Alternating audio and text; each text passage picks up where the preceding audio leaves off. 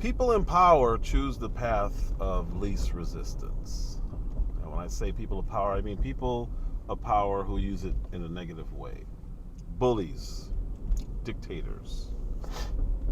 When you have a bully and you have another kid who will fight back, they're much less likely to keep picking on that kid and go on to an easier target that they can just stuff in a locker and smack around without any pushback or any swing back. Same goes to dictators. They don't pick fights when they know that there's a legitimate leader in the other country who will fight back. And we saw this with Kim Jongun and Donald Trump. The United States has great strength and patience, but if it is forced to defend itself or its allies, we will have no choice but to totally destroy North Korea. Rocket Man is on a suicide mission for himself and for his regime. The United States is ready, willing, and able. North Korea best not make any more threats to the United States. They will be met with fire and fury like the world has never seen. He has been very threatening beyond a normal statement. And as I said, they will be met with fire, fury, and frankly, power, the likes of which this world has never seen before. We don't have that now with Biden. What we have now with Biden is somebody who wants to be in wars and say we're not in war. And every now and then he slips up because we're supporting people at war. Kim Jong-un, over the last 2 years, has tested dozens of missiles. And nobody's talking about this. I don't know why. In October, he launched a missile over Japan, clear over the island. Japan said, okay, we need to start preparing because this guy's crazy. We've always known he's crazy, but he's never done this before. And South Korea said, you know what, United States, if this guy tests a nuke, we're gonna have to strike him. He has new technology where he is launching these missiles from underwater, which is something we didn't know he had. How we didn't know he had it, I don't know, but we didn't know he has it. So I don't know if it's coming from a submarine. I don't know if he's got a silo underwater, but the missiles that he's been launching lately are coming from underwater. The United States is in a war with Russia, but they won't just say we're in a war with. Every now and then, like I said, they slip up and say it, but they won't just say, hey, we're going to get rid of Putin. He's a pest. I didn't know that was grounds for war, but apparently it is. I thought that declarations of war and acts of war needed to go through Congress, but apparently they don't. Apparently the President of the United States does not have to make a case to the House or the Senate. Apparently he can send over $100 billion to a foreign nation to fight a war that has nothing to do with us. Now, the neocons and all the Democrats will tell you Putin is bad, we need to get rid of him. But they won't tell you where we need to stop. Lindsey Graham, who I despise, is the only person with the guts to say, I think he needs to die. And he said it several times. And it's very disturbing that he says that, because that is not what we're supposed to be doing as a country. But that's what they all want. But they won't say it. So when he says it, people become more comfortable with the idea of assassinating a foreign superpower leader. But again, they're not going to say it. They're just not going to condemn it because they agree. Over $100 billion in Ukraine, and we've done nothing against Putin. And we keep saying how brave Ukraine is. Well, you take the smallest, frailest nerd in a high school who's been getting bullied, and you put the football team behind him, I guarantee he's going to be brave also. And then when they all jump on the bully and leave him laying there, and then the little frail kid kicks him a few times, it makes no sense to me to talk about how strong the frail kid was. Because that's what we're doing in Ukraine.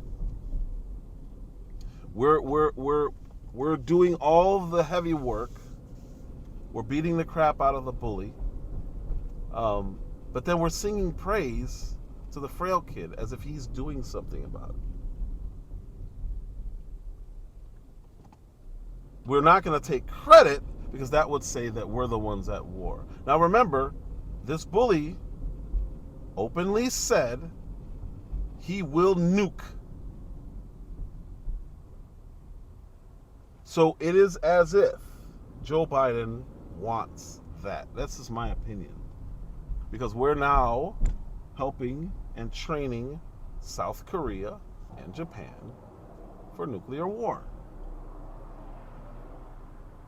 And I think they wanted to test the appetite for war in Ukraine, and it served a dual purpose because, we might be able to get rid of Putin and prepare for what we really want to do, which is have several wars on different war fronts. How do I know they want to get rid of Putin really, really bad without saying it? Initially, Zelensky, whoever that guy is, Vladimir Zelensky, I don't know who he is. Initially, he was asking for all kind of weaponry. He wants plane F-16s. He wants our rockets, which we gave him. He wanted tanks. He wanted more ammunition, plus, of course, more hundreds of billions of dollars, and would not give us the end game. He wouldn't say, okay, if we give you all this, what are you going to do with it? Like, when do we know that we got our ROI, our return on investment? There's no map to success in Ukraine.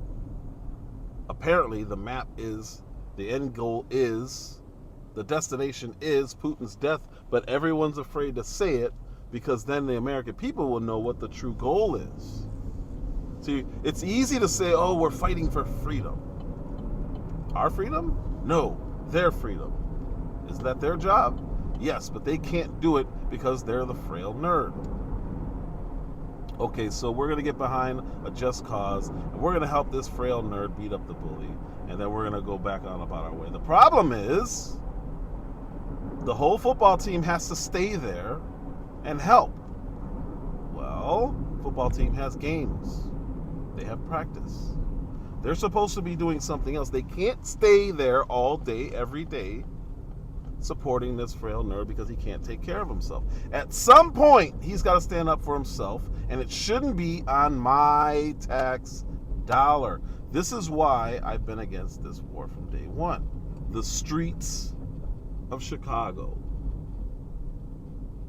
the streets of Los Angeles, the streets of Portland, Oregon, the streets of this country are getting worse constantly, consistently.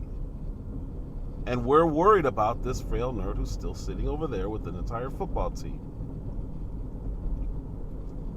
Why can't NATO do what we're doing? Why do we have to still...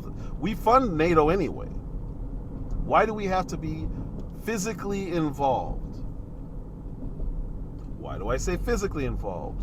We sent them a Patriot missile system that they have no idea how to use. They can't maintenance. They don't know anything about it. So how did we train them on this? Did we train them here? Did we fly them here to train them here? No, we're spending millions of dollars training people in Ukraine, and if it's not in Ukraine, it's here. We're paying for all of this.